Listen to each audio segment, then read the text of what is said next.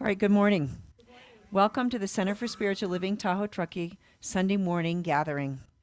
My name is Rev Pam Brandman, and I'm here to welcome you all this morning. We know that there are many paths to God, but they all end in oneness and in love. And whatever path you were on the right path to be here with us this morning.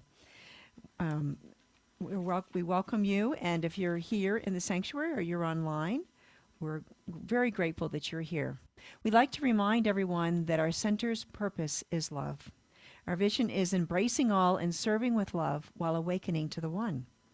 We set our intentions today with our receptivity statement, if you would join me in reading it from our screen. I am here by divine appointment. Something I am about to hear applies to my life. I am open, receptive, and willing to explore the possibilities. So this morning, our musician is Colleen Akiko, and she's not online, is she? Okay, so she she had a death in the family, and so we've got some of her recordings instead of having her in person, as we had preferred, but she's wonderful, and you've also see that she's perfected the art of quick changes with via video, and so her hair and her clothes all get to change very quickly. But please help me welcome Colleen Akiko.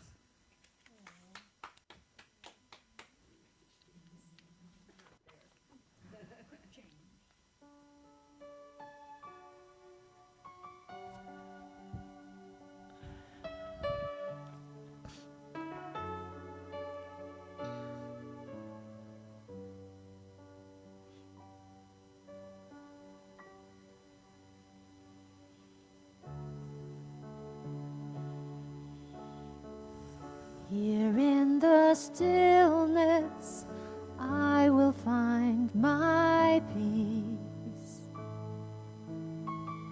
as I behold the light in me.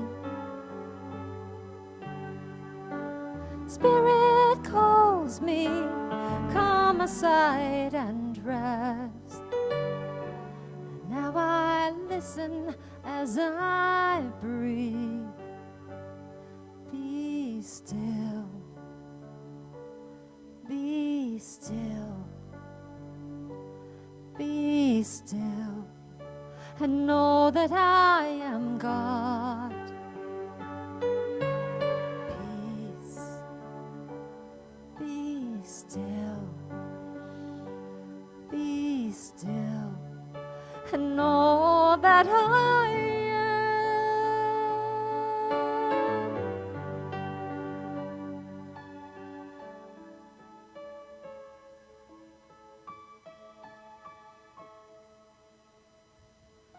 Here in the stillness, I have found my peace.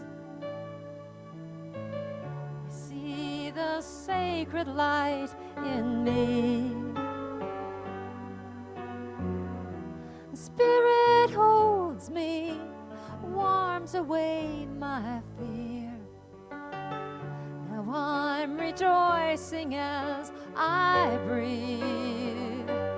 Be still, be still, be still, and know that I am God. Peace, be still, and know that I am.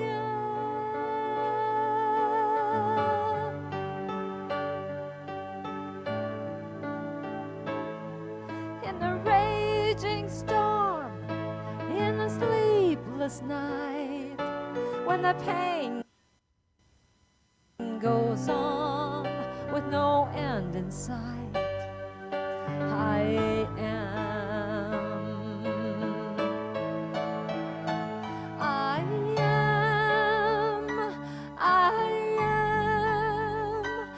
I am here, I am now, I am deep inside, I am all around. Be still, be still. and know that I am.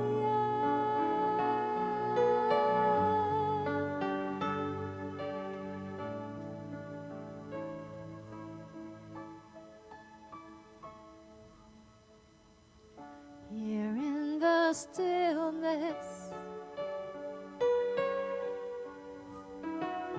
Spirit calls me.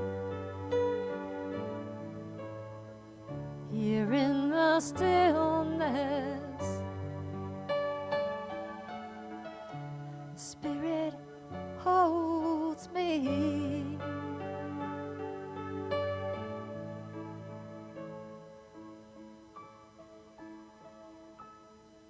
Be still.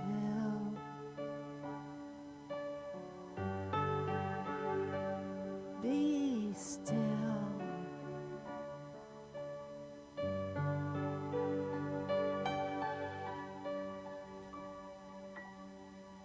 Be still.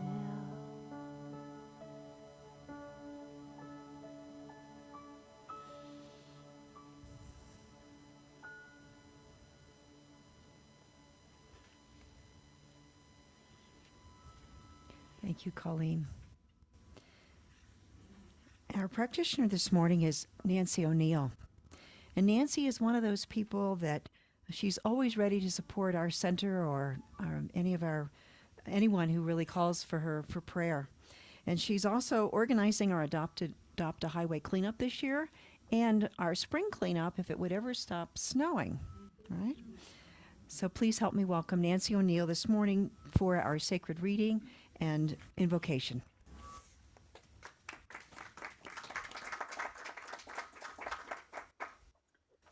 Thank you.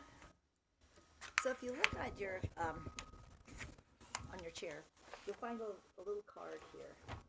So this is how am I doing?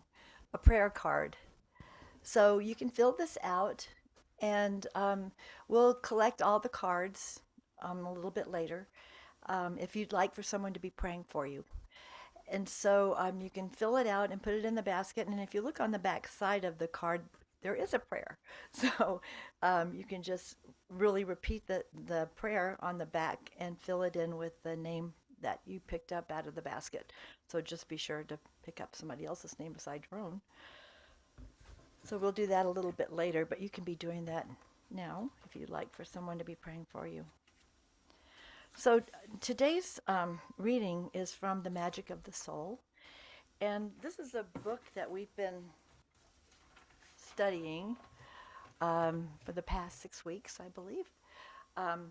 We've had a class on and Patrick Carbula, who is actually wrote the book, was a guest minister 1 week on Zoom. But before I get started, I just wanted to say that that Colleen just means so much to us. She's an incredible musician and she's an incredible member of our center. So we just hold her death and her family in our thoughts, just knowing that, it's just what it is. And that we know that there is always eternal life. So this is a passage from The Magic of the Soul book, which was part of the class. When I began embracing and releasing repressed emotions from childhood, maybe even from past lives, it was a freeing experience. It was as if a giant weight filled with tension was released from my being. Each emotion of pain, fear, or anger that came up from my lower unconscious turned out to be far less frightening than I had imagined, considering the energy it took to hold them in place. I began to appreciate my humanness and embrace all of my weaknesses. I became a more grounded individual. I learned that at the core of my being, what exists is not only light, but also darkness. My shadow, which contains all of my weaknesses, is an important part of who I am, and by embracing it, I become more whole. By letting out the darkness, it becomes exposed to the light. This is an ongoing process, and periodically I am confronted with my own shadow and my own resistance to it. Each time I am willing to see my weaknesses honestly, I become freer. Each time I accept my deepest inner antithesis of soul, I become more whole. We all have a dark side or shadow self that contains our hatred, prejudices, judgments, resistances, cruelties, jealousies, fears, and angers or rage. We come face to face with our shadow at different points in our lives through feedback from others, deep self-reflection, or messages from our dreams. Because of the propensity of the ego to present the self-image in the most favorable light, we may often discount or deny the shadow in these instances. If we open to our shadow self, however, we come to know ourselves in a true deep level. When we open to our shadow, we accept ourselves. Self-esteem is simply the act of loving ourselves. And truly loving ourselves means that we love even the most unlovable parts of ourselves. We connect to others and everything through the recognition of our light, but also through the recognition of our darkness. If we are in denial of our darkness and see ourselves only as light, we will separate ourselves emotionally from everyone in whom we see darkness or weakness. When we recognize our own darkness, we connect with the darkness of others, and we are empowered to heal both. Recognizing our light is the magic of the soul. Embracing our darkness is the magic of being human.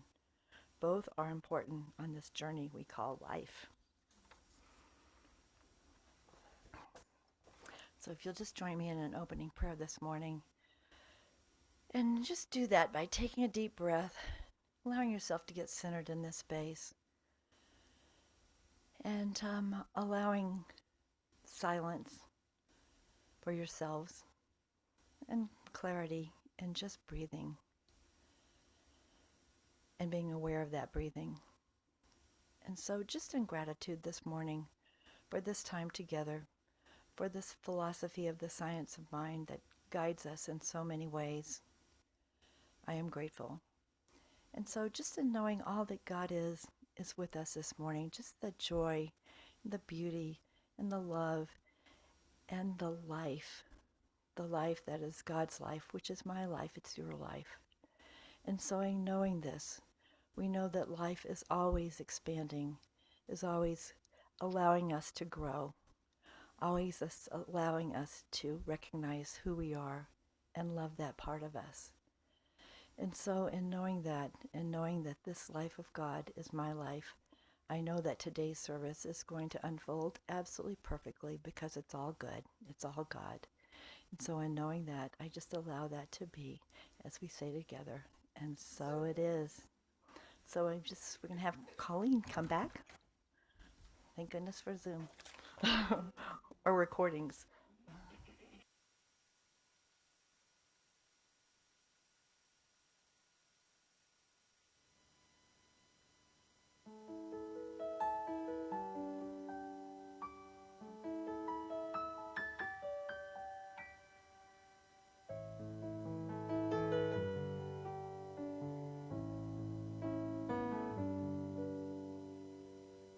I met a woman, brave and wise. She called me to her side.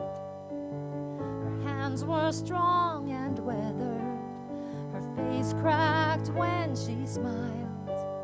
And in her eyes a dancing light undressed my destiny.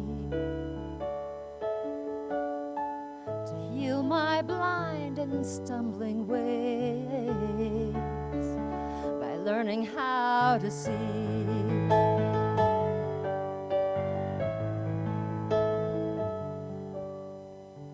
She took my hand and sat me down, then looked up to the sky. Heaven's here on earth, she said, when we let our stories die.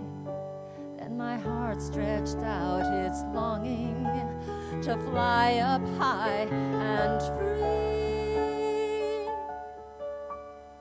It told my mind to let them go, so I could learn to see.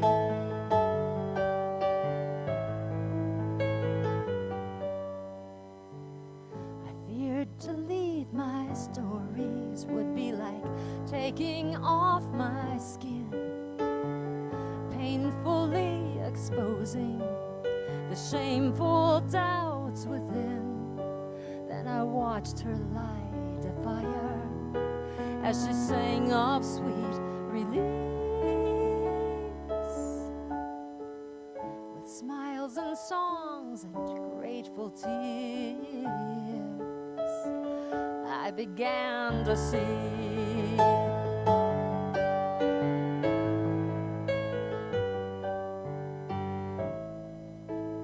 learning how to see from the light inside. My spirit opens wide to see.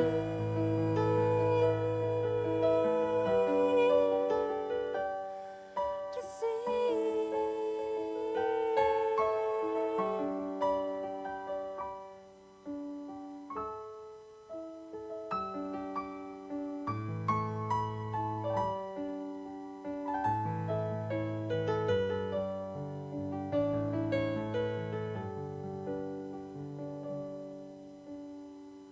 My weathered hands are strong now.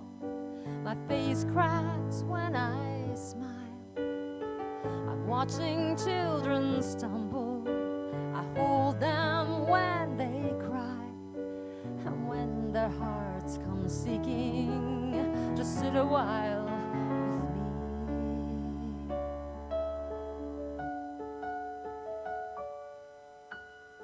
I feel the joy dance in their eyes. They want to see. I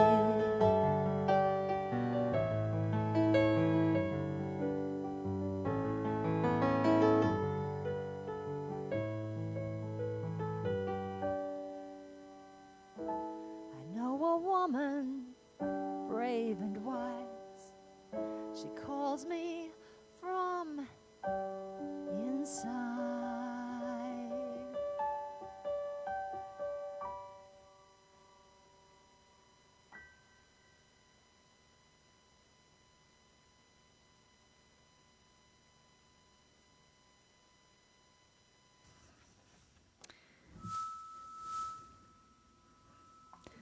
Do we have two mics on? Okay. Is this one off? Okay, good.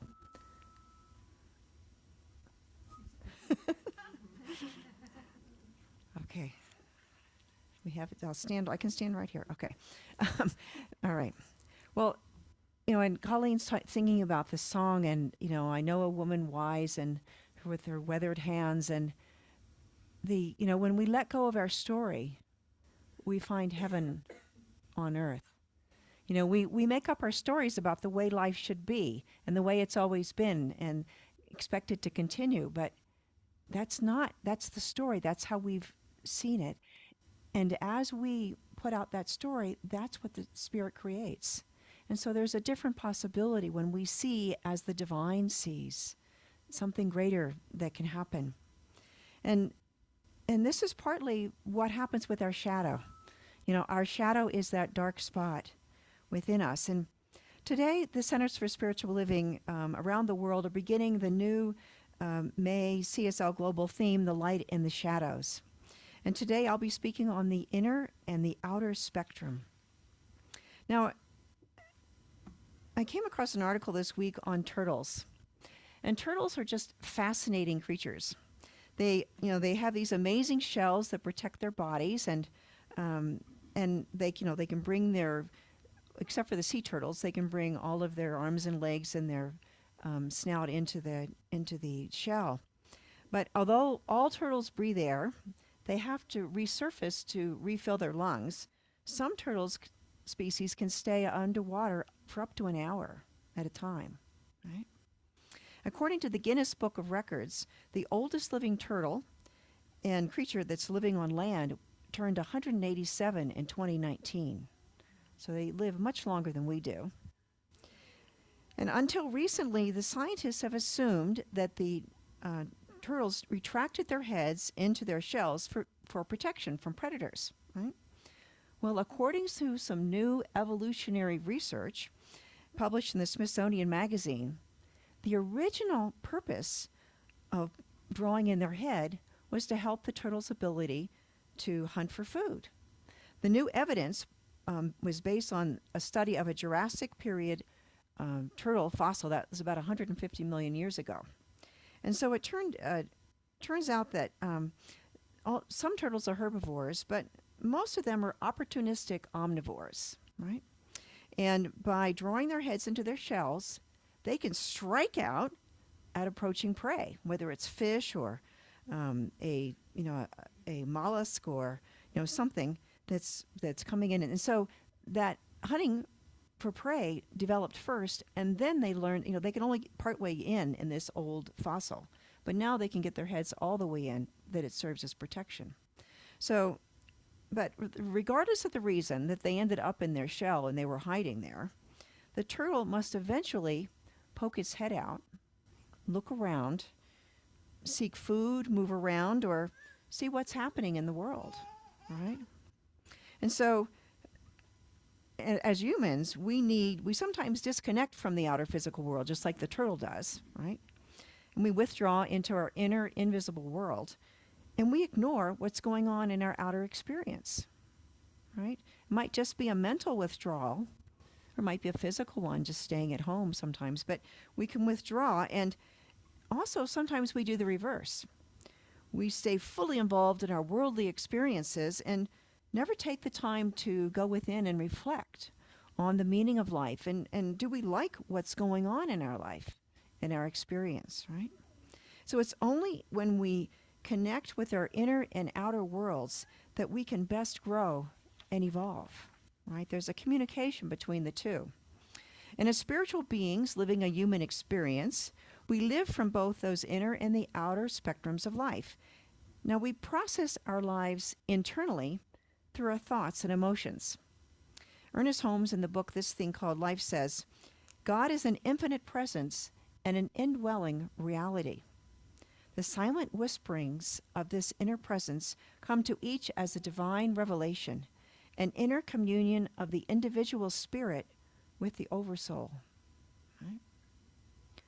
Now, we express outwardly as we interact with others and with life, and our positions outside provide information, color, and flavor to the whole experience of life and help shape our combined reality.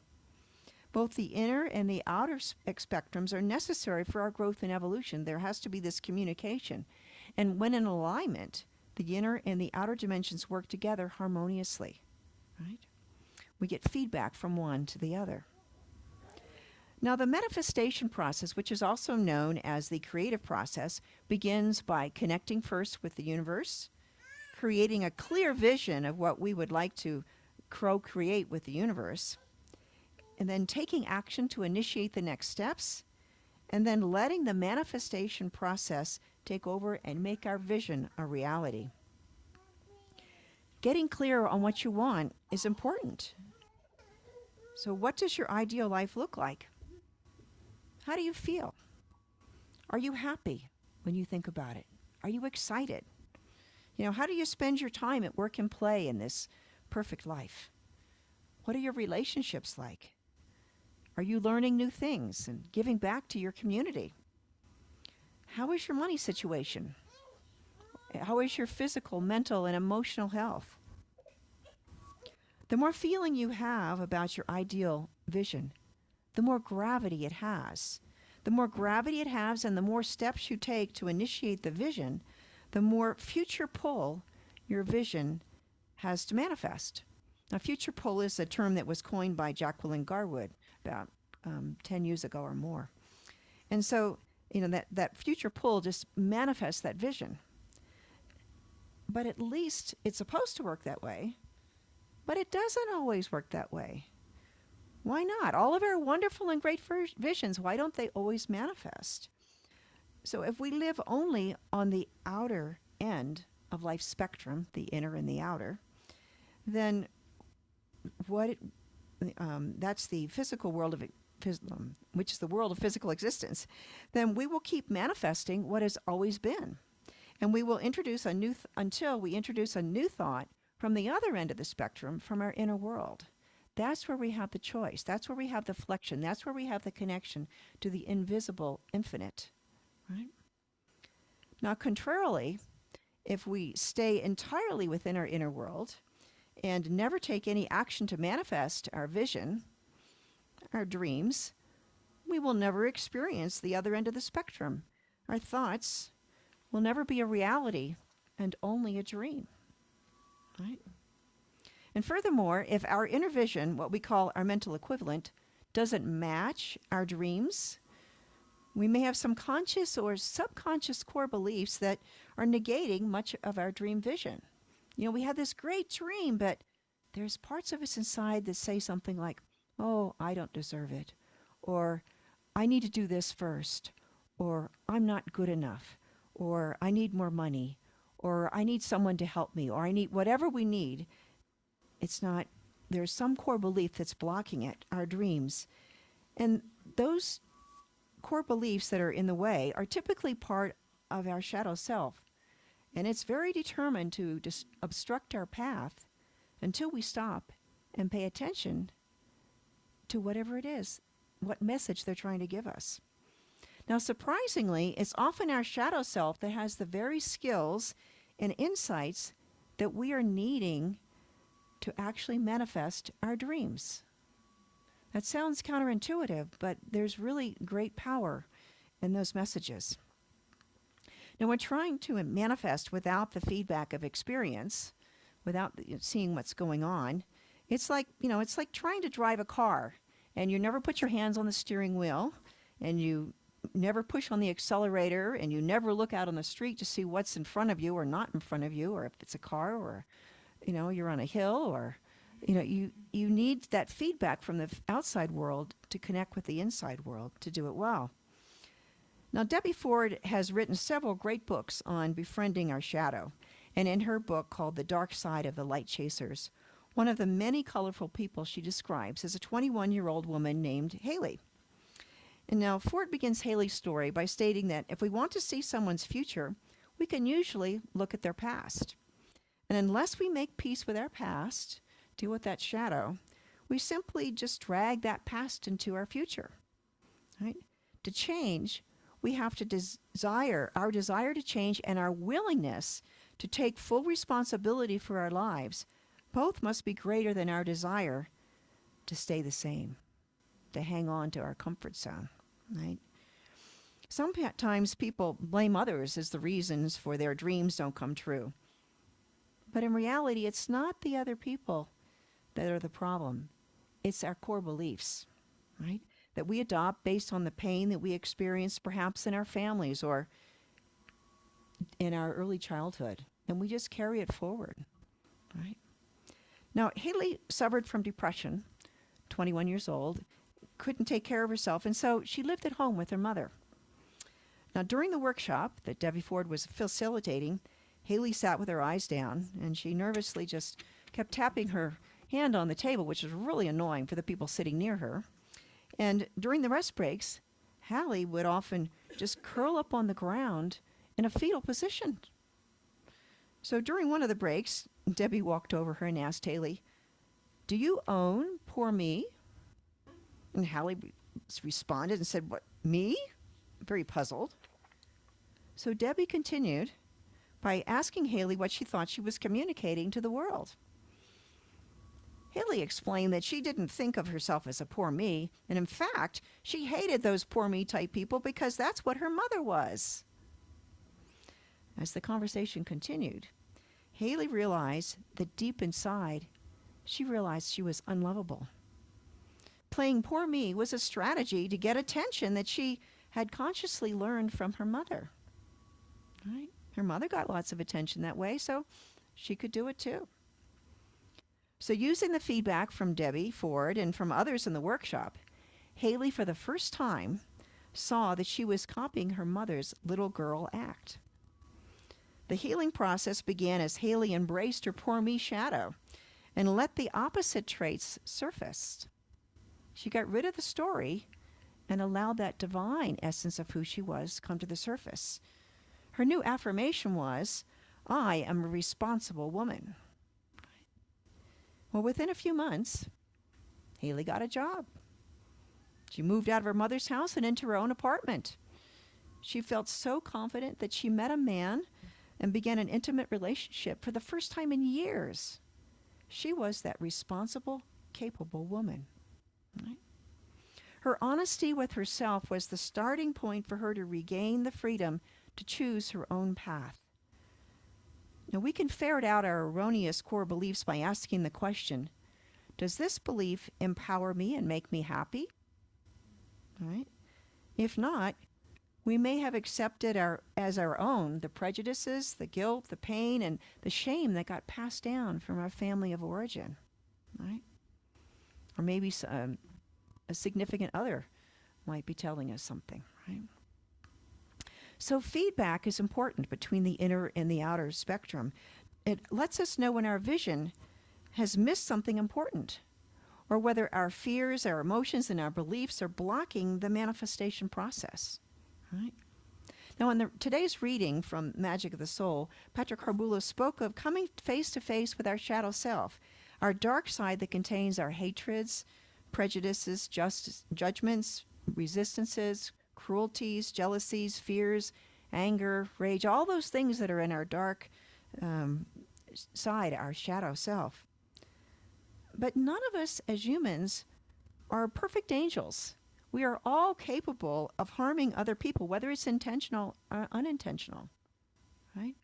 It's part of the power of choice. And so we need to embrace that part of ourselves, that possibility, and be more compassionate when we see that in others, right?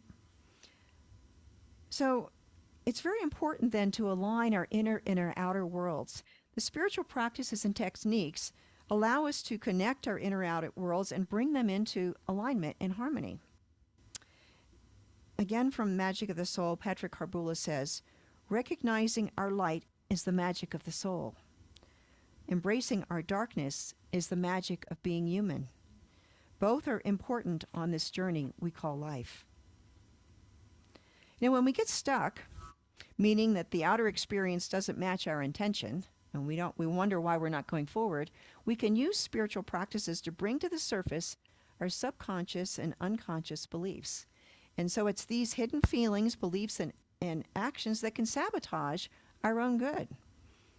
Sometimes we're aware of our inner negative thoughts, but we keep them secret, even to ourselves sometimes, due to embarrassment or shame. We want to be perfect for everyone to see, including ourselves. That couldn't be us. That couldn't be poor me, as Haley put it. And so often we have these biases and prejudices about ourselves or others that keep us immersed in judgment and guide our actions in ways that don't match our chosen values. Right? If we want to foster deep inner healing, and therefore our experiences, we must be willing to shift our thoughts. We talk about in Science of Mind, a new thought will have a new experience. But before we can shift our thoughts, we must discover what's buried underneath our conscious awareness. When we calm our minds in meditation, or moving spiritual practices like toga and tai chi, we become aware of both our positive and negative subconscious thoughts and the interplay between our inner thoughts and our outer world experiences. Vulnerability, accountability, honesty, these are all clues that can guide us to see where our inner thoughts and the outer experience are not in alignment, right? And once we see these mismatches, then we can get to work on healing and shifting our thoughts. Howard Thurman has a great quote. In the stillness of the quiet, if we listen, we can hear the whisper of the heart, giving strength to weakness, courage to fear, and hope to despair. Right? That's that divine presence, the universe that's always conspiring for our good when we let go and let God guide us and be our power and presence. So lots of different spiritual practices, spiritual mind treatments, prayer, therapy, guided meditations, journaling, affirmations, working with a licensed spiritual practitioner. These are all ways that we can embrace and release those repressed emotions from childhood or past lives. And the whole book, Magic of the Soul, talks a lot about that whole release process.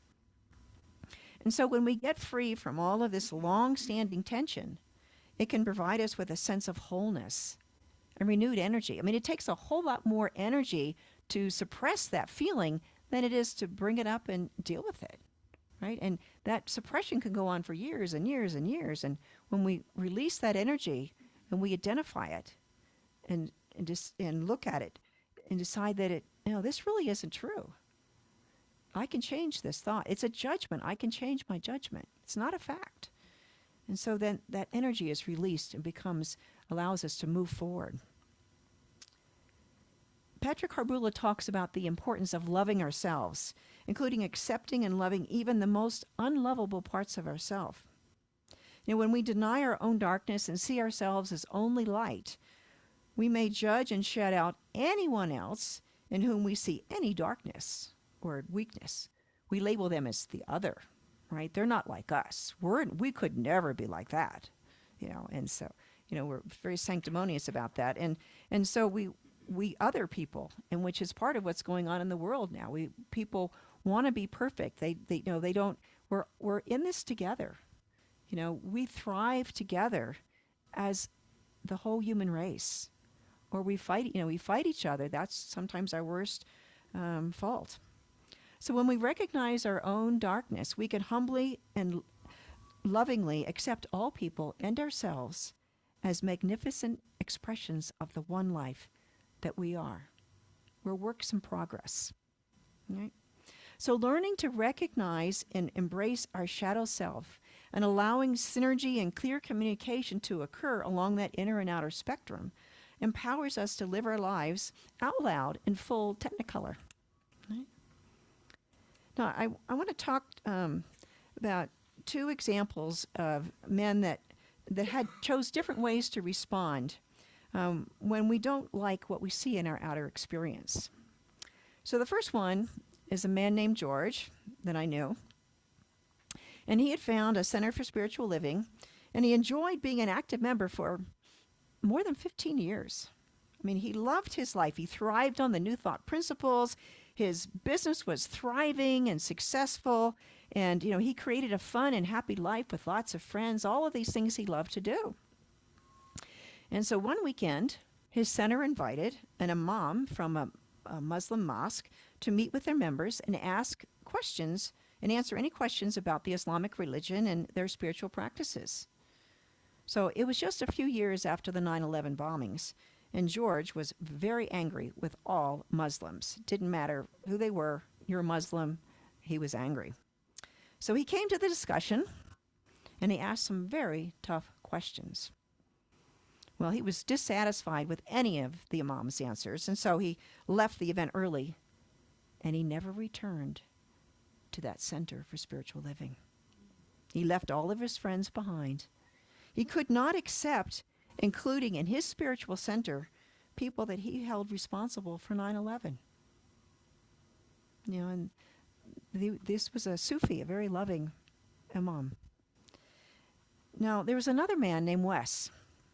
He was also a student of New Thought, philosophies, and he found himself feeling calmer, clearer, and headed in a positive direction in life. He attributed these improvements to his spiritual attunement and practicing the presence of God, listening, being still and listening to that voice within. The more he practiced, the deeper he seemed to delve in awareness and consciousness. Right? It got deeper and deeper. Now, at one point, his inner reflections revealed some biases that he had about certain groups of people. He reacted when he met them or they were talked about. And so these reflections seemed disturbing and discriminatory to him. They didn't match what his beliefs were. And so he felt embarrassed and ashamed about these inner discoveries. And he still didn't feel comfortable sharing it with anyone. The more that he tried to tuck away these thoughts, suppress them, the more they plagued him, and he became miserable. Right? Eventually, he got up the nerve to confide in his prayer partner and admitted that he didn't know what to do. Right? He hung his head in shame and spoke softly as he reluctantly shared his dark secret. Well, he was quite relieved when his prayer partner didn't judge him and instead thanked him for confiding in him. His friend not only listened deeply and gave him space to process his feelings, but also provided some keen insights and suggestions on how to move through this, how to shift those thoughts in his mind. So Wes follows these suggestions and also added some others that he found with his own research and reading. He found himself feeling lighter and brighter as he took responsibility for his thoughts and feelings and addressed them head on. Wes noticed his faith and strength growing stronger through this experience. The sense of coming clean was a great lesson for Wes in his spiritual and personal development. You know, both men had opportunities to see what their inner beliefs were as they responded to life's outer experiences. One chose to retain his existing beliefs, and the other chose to acknowledge his shadow side and bring in the light for his own healing. You know, we need both the inner and the outer ends of that spectrum to function well.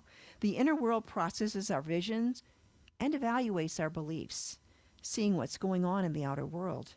And then the outer world is where our visions manifest in accordance with our vision as modified by those inner beliefs, right? One guides the other. So ideally, the inner and outer ends of the spectrum work together by providing feedback and support to each other to empower us to manifest our dreams and to discover what the roadblocks are and to release them one by one. So we are more powerful with each step that we take. Meditation and other spiritual practices can help us learn from both our inner vision and outer experiences and identify where we need to embrace our shadow self, to love all of us, all the great light that's there and all the parts that are works in progress. It's all God and it's all good. Let's take this to prayer.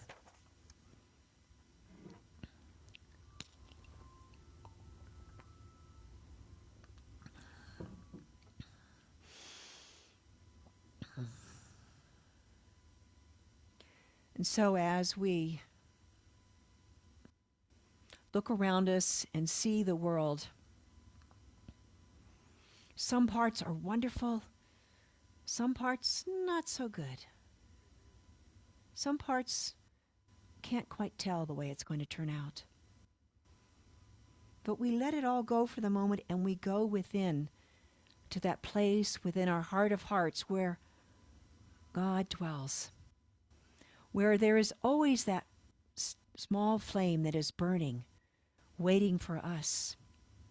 And in this moment of stillness, we allow that flame to burn brightly, to get larger and brighter, and illuminate our whole being. And as we do, we sense the potential for us to be something greater, to be this magnificent being that is our divine intention. And as we reach for that dream, as we set in motion that process of manifestation, we find perhaps that there are some stumbling blocks in the way that are blocking our movement forward.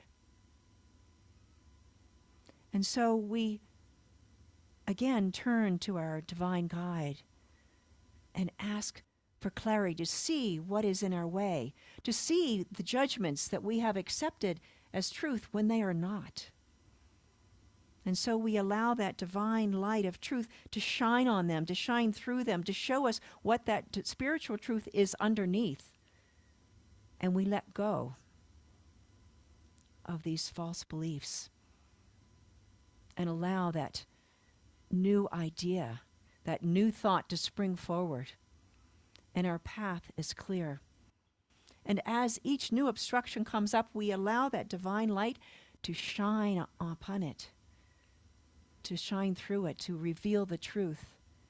And as we do, we find ourselves expanding until our whole awareness fills the whole of the universe. And we find that we are one with with God, that God is all there is, and we are too one with all that is, with all people and with all things. At the farthest point of the universe, there is a part of us that is there, and deep within us, there is God.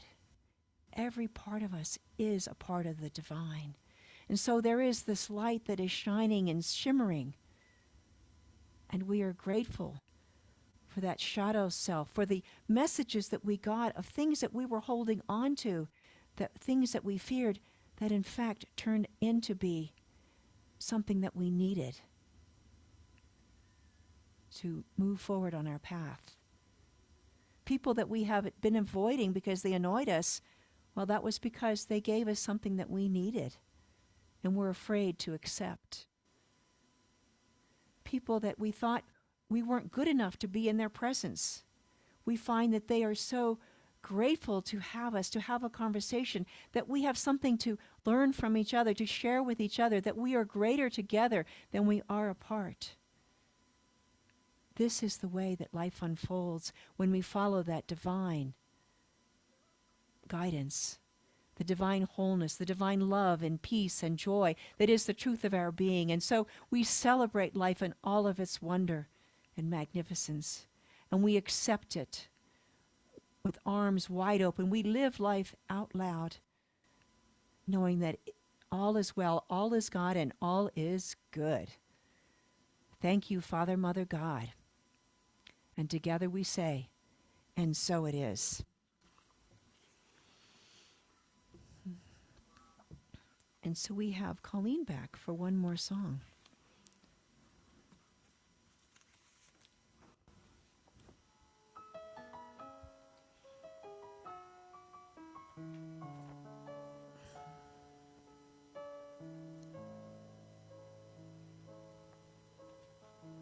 What if the universe is all about your happiness?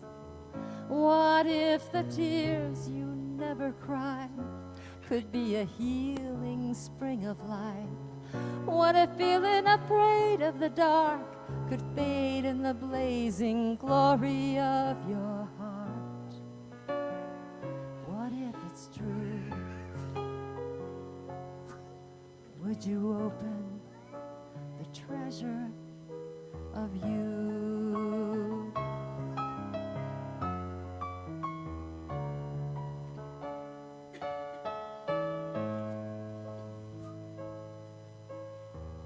This blessed universe is all about our happiness, and every tear we tried to hide becomes a healing spring of life, and feeling afraid of the dark fades in the blazing glory of our hearts.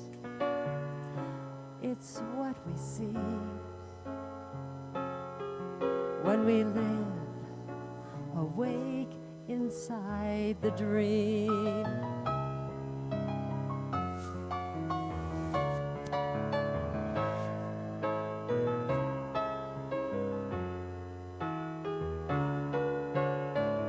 What if it's all about our happiness? What if we have a spring of life inside? What if Spirit's calling you and me to be awake inside the dream?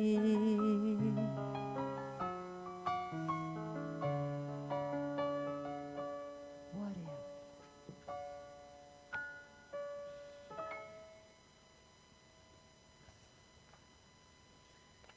All right. What if? What if? Oops. Okay. Must be one of these speakers. So, well, now is our prosperity time. And, you know, at CSL Tahoe-Truckee, we know that our God is our infinite source, and that supplies our center and each one of us with a full to overflowing with all that we need. And if you were inspired by today's gathering, please consider sharing your abundance with our spiritual community. Donations of your time, talent, and your treasure to our center support our vision of embracing all and serving with love while awakening to the one. So we're extremely grateful when you show your gratitude that CSL Tahoe-Truckee is continuing to make a difference in your life and our community. So there's lots of ways to give. There's checks and cash. Go on our website where you can use PayPal, online bill pay from your bank, and Venmo now. So, but however you plan to give, please take your gift or your thought of your gift and hold it over your heart and repeat our prosperity affirmation with me. In everything I give thanks.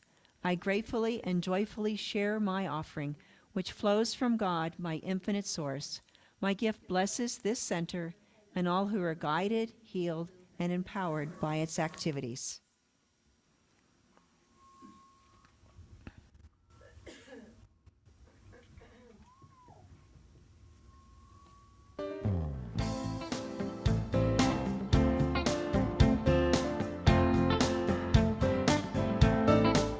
God is my source, God is my power, God gives me everything I need. So I give thanks for all my blessings, God gives me everything I need. God is my source, God is my power, God gives me everything I need. So I give thanks for all my blessings. God gives me everything I need. God is my So we give thanks for these gifts which have been so generously and graciously given. We know that it is part of that divine circulation that empowers our center and all people throughout the world. All is God and all is good. We give thanks, and so it is. All right. So we have, I want to welcome everyone that's here in the center. And it's not snowing today, so we have lots of people that are here, which is great. I was getting a little worried yesterday with all that snow kept falling, starting and stopping and start. And my husband's down in Mammoth today, so he's having a great time in the powder. So yay, Michael, yeah, you know. So, but I'm glad that you guys chose to be here today. You can go skiing this afternoon, right? Okay, so, but anyway, so we welcome you all, and I want to have some special thank yous to our Zoom host today, Karen Heine, and all of the things that were not correct at the start or before the start, they're all correct now. This is great. I thank you to our practitioner, Nancy O'Neill, for a great meditation this morning, and our musician, Colleen Akiko, and our prayers are with her and her family. And hospitality today was Penny Scholler, and and you came in yesterday and got things all ready got prepared. So, but in our announcements, the first thing is we want to enjoy all of that wonderful hospitality that's Penny put out for us. So please join us in hospitality for some food and time to share with all of the people, all of our friends that are here. Online, we'll have the Zoom line open for a while so you can share with your friends online. And I guess we'll try and come back. And we don't have a computer in the hospitality today, but we will figure it out. All right. Now, next Sunday, May 7th, we'll continue with our May theme, The Light Within the Shadows. And I'll be speaking on unlearning the fear of darkness. Our practitioner will be Michael Brandman, and the practitioner will be Angelica Schaefer. All right. And now you can always find information about our center and all of the activities on our website. There you can also find recordings of our Sunday gathering, the talk, and the prayers are also on there on the website and on our YouTube channel.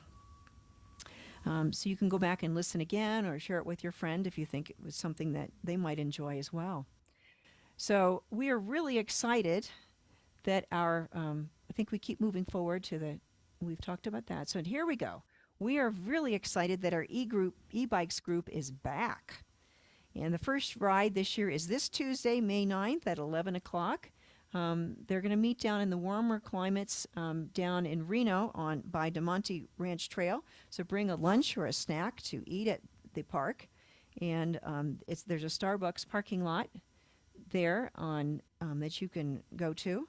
And so, if you're interested, you can look on the CSL website for the ride each week. And even better, you can sign up with Sue Pipel, who's here today, and she sends out a text if there's any last-minute changes for whatever reason. It's raining, not snowing this late, or occasionally we did have a problem with fire, smog, or something like that, or but anyway, just any last-minute changes, you want to make sure you show up at the right place. So make sure you talk with Sue. The Red Tent meets on the May 16th next time, and they have the New Moon Ritual and Sacred Circle for women. So it's a potluck, and 6:30 to 8:30 at the Wellness Center in Kings Beach, and it's led by Jackie and her friend Marika. Adopt a Highway is also restarting this month. So May 20th, it's always on the third Saturday of the month. So it's at 9 a.m. on May 20th. The team meets to clean up 2 miles of Highway 267, starting at Lake Boulevard and working the way up. And we meet at the Kingswood condos on Commonwealth Drive. So call Nancy O'Neill if you are interested in participating and you haven't done this before, because there's a mandatory online training, safety orientation that you need to do in order for Caltrans to approve of anyone participating. And they want a picture of all the people that are doing it. But it's a great time to be out there, and it's something really good for our environment. And this particular time we can use extra help because we've got all of the trash from the winter that was under the snow and is now popping up. So it's a good time.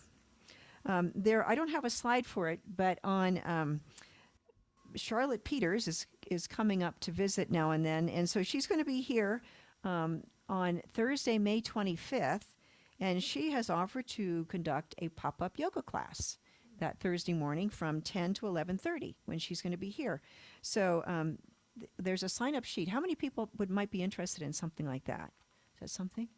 Okay, so that's great. So sign up if you're interested, and she's asking for a suggested donation of $15, but it's a donation basis. So what works for you?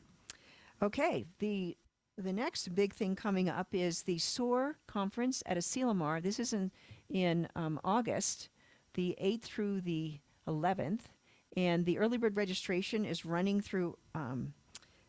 Runs through June 16th. So, and I know at least 3 of us are going, and the music is fantastic. It's at Asilomar next to the ocean, so that's fantastic as well. The great speakers, and it's a time to be with people from the CSLs from all over the world that are going to be there, so great time. But we also have another event in September, the 8th through the 10th, which is our Soul Sangha, Communing with Sacred Joy and Wisdom retreat that is our CSL Tahoe-Truckee retreat that will be at Ananda.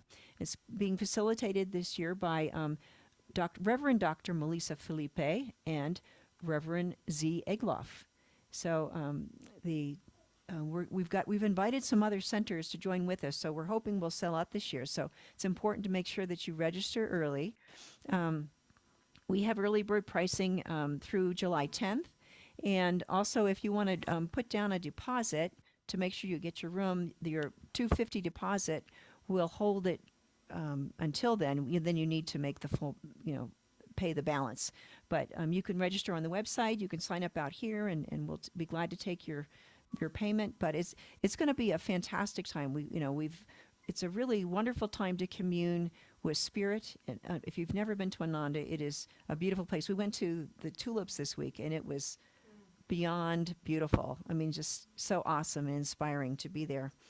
And it's a place where, there's places to meditate all around, and just a great place for spiritual transformation. All right. Now we also have our, and we have a video from Melissa and Z. They're dressed to go camping, so. Welcome home, home to the heart of love. Hi, my name's Melissa Felipe. And my name is Z. Egloff, and we are currently in the middle of a 4-month Forest. tour. Yeah, and we're in the forest in Georgia, Georgia, of all places. of all places. We're looking forward to coming back to Northern California, and specifically this fall, September 8th through 10th in Ananda Village, Soul Sangha, sponsored by Tahoe Center for Spiritual Living. It's going to be amazing. Yes, it is. It's going to be amazing. It's going to be sweet and deep, and you'll be able to connect with each other, connect with yourselves and spirit. It's going to be connect with us. And us. Yeah. I mean, you know, all of those things. it's just really going to be so beautiful, Yeah. so good. Yeah. Yeah. We look forward to seeing you there. Sign up. Sign up. All right. So we love Melissa and Z. So it's always wonderful to be with them. So it should be a great retreat. So now we also have all of our drop-in classes that are ongoing. So Thursdays, Tai Chi is on vacation for a while, but meditation and energization at 4:30 and meditation at 5 in the Paramhansa Yogananda Nanda style is going on every week with Mary McEnany. And Friday we have the Course of Love drop-in book study with Sue Pipel leads every Friday, and that's on Zoom, still on Zoom, and people are pretty widely dispersed, but so you can drop in. No preparation needed other than having a book is helpful, but we have some in the bookstore if you need one and you're interested. Next is our children's affirmation. So if you would read the affirmation with me. We see you, we hear you, we love you. You are a gift from God, and so it is. All right. So, yeah. So there's lots going on to support you, and we also want to remind you about our practitioners. If something's come up for you during the service today, and you would like prayer, our practitioners are available for you. So Nancy O'Neill's here, I'm available, and here, and then online, I think Carol Delbon is there as well. So there's a and I think is Brenda there? Yeah, Brenda's there too. We can try. Sometimes it goes into infinity.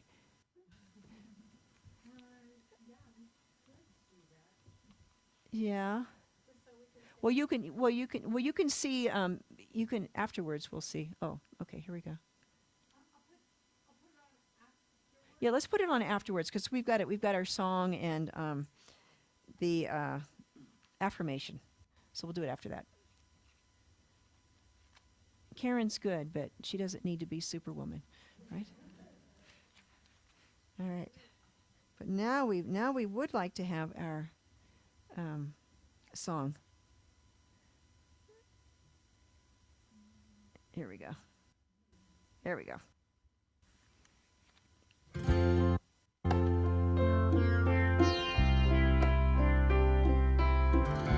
Let's stand for this. One heart, one life. We are one family, one earth. One heart, one life. We are one family, one earth. And together we can make a difference in our world. Every creed and color, every boy and girl, all of creation, no separation. We are one heart.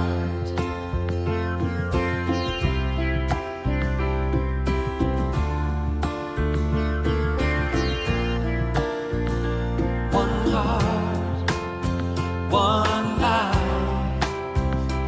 We are one family, one earth. One heart, one life.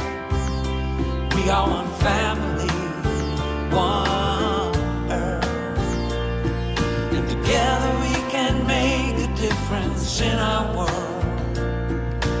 Every creed and color, every boy and girl, all of creation, no